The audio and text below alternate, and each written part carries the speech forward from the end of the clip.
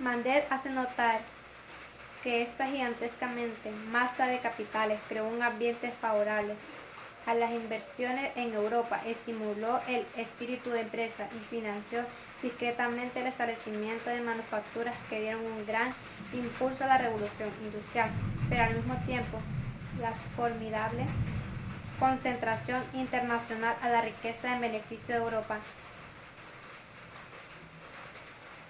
impidió en las regiones saqueadas el salto a la acumulación de capital industrial. La doble tragedia de los países en desarrollo consiste en que no solo fueron víctimas de ese proceso de concentración internacional, sino que posteriormente han debido tratar de compensar su asunto industrial, es decir, realizar la acumulación originaria de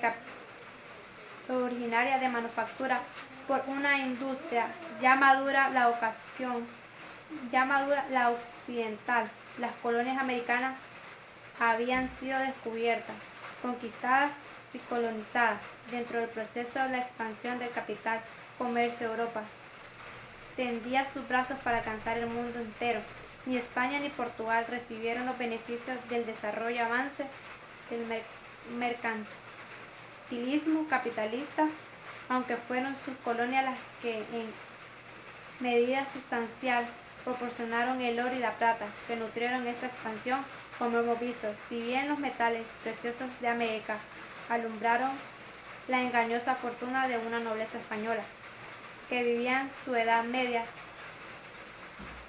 tardíamente y a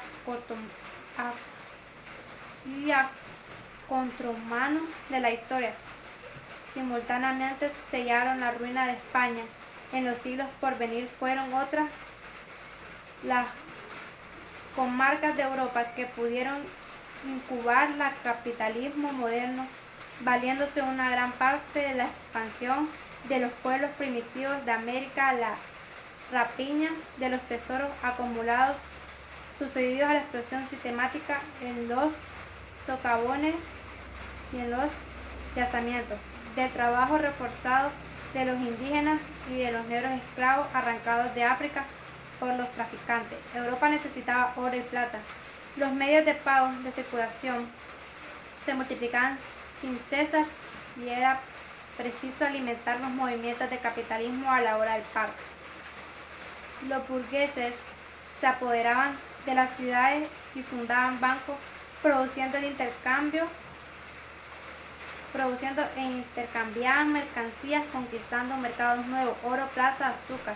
La economía colonial, más abastecedora que consumidora, se estructuró en función de la necesidad del mercado europeo y a su servicio. El valor de las exportaciones latinoamericanas de metales preciosos fue durante prolongados periodos del siglo XVI 4 veces mayor que el valor de la importación, compuestos sobre todo por esclavos, sal, vino y aceite, armas, paños y artículos de lujo.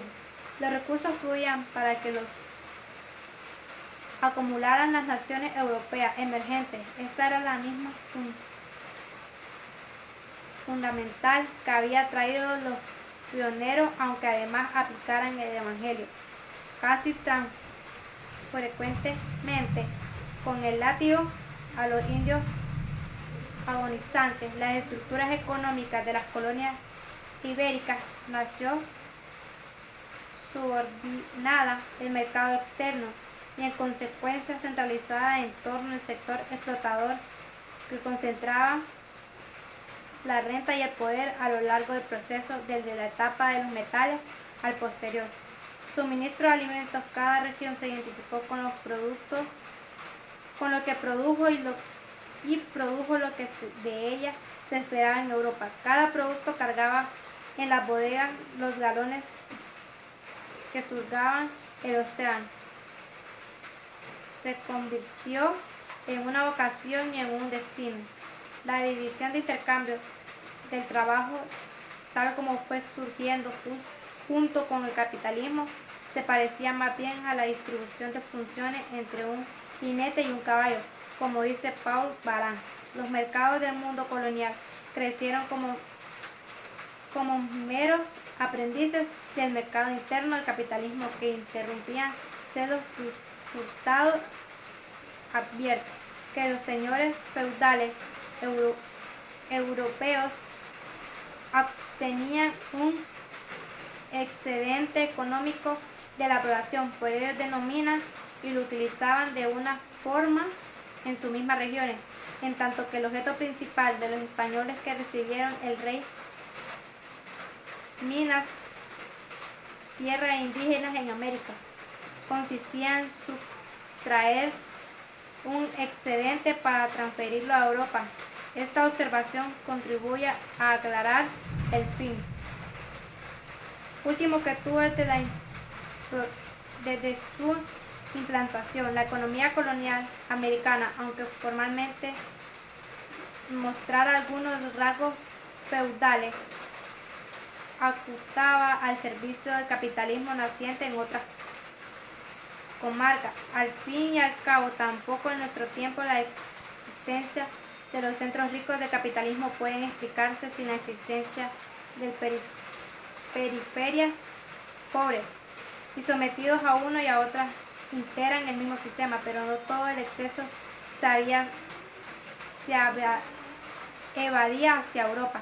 La economía colonial también financiaba el despilfarro de nuestros mercaderes.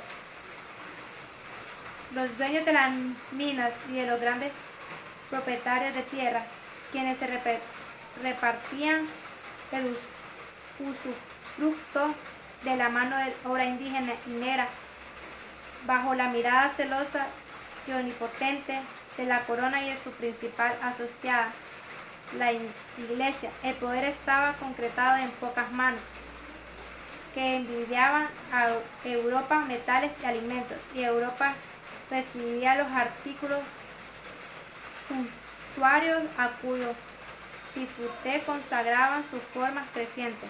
No tenían las clases dominantes el menor interés en diversificar la economía interna ni en elevar los niveles técnicos y culturales de la población. Eran otras sus formas dentro del engranaje internacional para que actuaban y la inmensa miseria popular tan lucrativa desde el punto de vista de los intereses reinantes, impedía el desarrollo de un mercado interno de consumo. Una economía francesa sostiene que la peor herencia colonial de América Latina, que explica su considerable atraso actual en la falta de capitales. Sin embargo, toda la información histórica muestra la economía colonial produjo en el pasado una enorme riqueza a las clases asociadas dentro de la región. El sistema colonialista del dominio, la cuantiosa mano de obra disponible que eran gratuitas o prácticamente gratuitas y la gran demanda europea por las producciones, por los productos americanos hicieron posible, dice Sergio Bagún, un parejo y cuantioso acumulación de capitales en las colonias ibéricas. El núcleo de beneficios, lejos de irse ampliado, fue reduciéndose en porción a la masa de población, como se desprende del hecho cierto de que el número de europeos y criollos desocupados aumentara sin cesar. El capital que respetaba a América una vez deducía la parte del león que subordinaba al proceso de acumulación primitiva del capitalismo europeo. No generaba en estas tierras un proceso análogo al de Europa para echar las bases del desarrollo industrial, sino que se desviaba a la construcción de grandes palacios y templos ostentosos, a la compra de joyas y ropa y muebles de lujo, al mantenimiento de servidumbre numerosas y al despilfarro de las fiestas. En buenas medidas también este excedente quedaba inmovilizado en la compra de nuevas tierras o continuaba girando en las actividades especulativas y comerciales. En el caso de la era colonial, encontraba Honolulu, en México, una enorme masa de capitales amontonados en manos de los propietarios de minas o en los negociantes que se han retirado del comercio. No menos de la mitad de las propiedades raíz y de la capital de México pertenecía, según su testimonio, a la Iglesia, que además controlaba buena parte de las tierras restantes mediante hipoteca. Los mineros mexicanos invertían su excedente en la compra de latifundios y en los empréstitos en hipoteca, al igual que los grandes exportadores de Veracruz y Acapulco. La jerarquía clerical extendía sus bienes en la misma dirección. Las residencias capaces de convertir al plebeyo en príncipe y los templos despampanantes nacían como los hongos después de la lluvia. En el Perú, a mediados del siglo XVII, grandes capitales proceden de los escomoderos mineros, inquisidores y funcionarios de la administración imperial se colocaban al comercio. Las fortunas nacidas en Venezuela del cultivo del cacao iniciaba a fines del siglo XVI. Látigo en mano, a costa de legiones de esclavos negros, se invertían en nuevas plantaciones y otros cultivos comerciales, así como las minas, bienes raíces urbanas, esclavos y hatos de ganado. Ruinas de Potosí, el siglo de la Plata. Analizando la naturaleza de las relaciones metrópoli-satélite a lo largo de la historia de América Latina como una cadena de subordaciones sucesivas, André Gunder Frank ha descartado en una de sus obras que las regiones hoy día más signadas por el subdesarrollo